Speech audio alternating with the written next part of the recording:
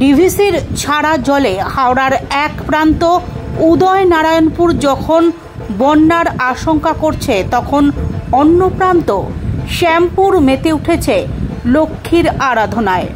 হাওড়ার কয়েকটি পয়েন্টে সার্বজনীন কোজাগরী লক্ষ্মী পুজোর জনপ্রিয়তা রয়েছে।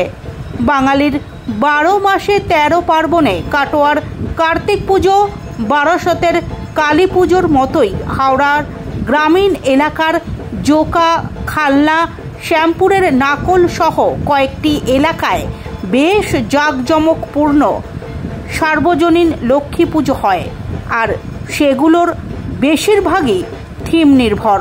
তবে এবার শ্যামপুরে রীতিমতো আলোড়ন পড়ে গিয়েছে বানেশ্বরপুর 1 নম্বর গ্রাম পঞ্চায়েতের খোলাবেড়িয়া শুভেচ্ছা সংঘের পুজোকে ঘিরে।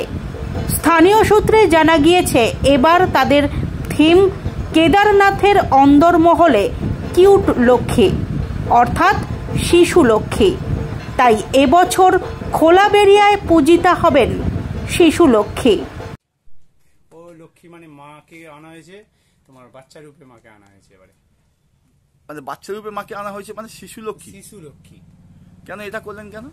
এবারে ভাবনা এটা যে বাচ্চা রূপে জিনিসটা কিউট লক্ষ্মী আনা হয়েছে কেন? আমরা শিশু কন্যাকে সংরক্ষণ করার বার্তা দিচ্ছি।